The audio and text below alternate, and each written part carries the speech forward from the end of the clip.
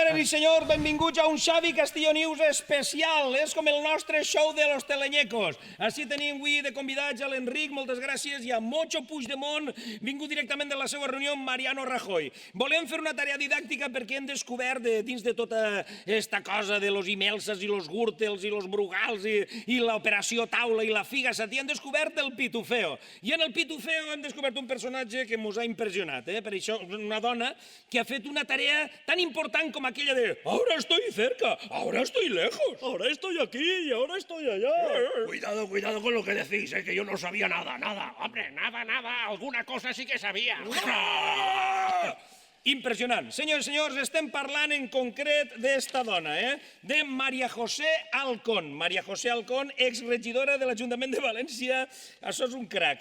En una conversa real per telèfon amb el seu fill, Vicente Burgos Alcón, que es veu que és un xic que no està molt bé, va fer una explicació de su aportación al lavado y la gran cantidad de dinero B existente. Seria algo així. A veure, això, la putada és que la conversa és real. A veure. María José Alcón, que es enseña. Pero, mamá, ¿cómo que blanquear? No lo entiendo. Ay, ¿no lo entiendes, cariño? Pues ellos, que tienen mucho dinero negro. ¿Pero ellos, pero quién?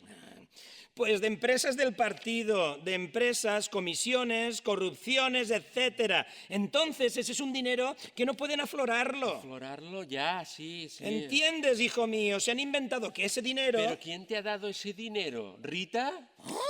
¡Ay! Mari Carmen. Rita, sí, Rita. Ay, a mí entonces me han dado a mí 1.000 euros en 2 billetes de 500, que es dinero negro obtenido... Pero para que te lo quedes tú. Para que me lo quede yo, sí.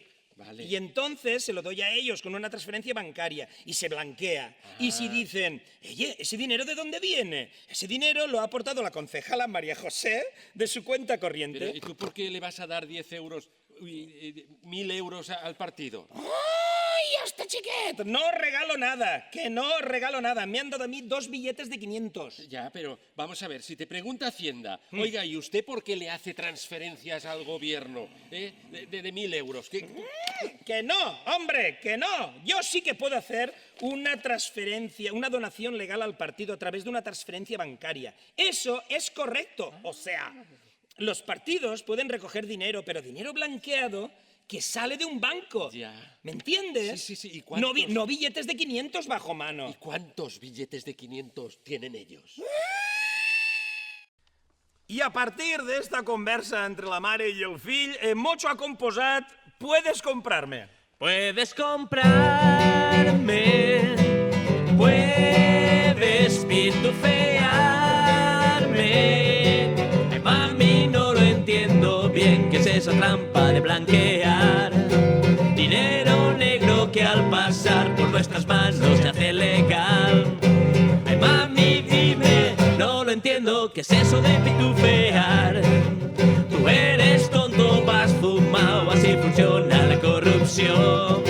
Així ho estàvem a 4 mans, la pasta havia que cuadrar. Y los billetes de 500 debíamos blanquear. Puedes comprarme, puedes pitufearme. Senyores i senyors, i pròximament los papeles de Panamà. Paramana pa para para, paramana pa para pa, paramana pa para para para para para para para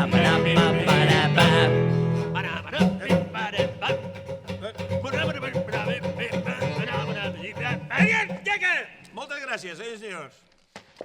Panamà.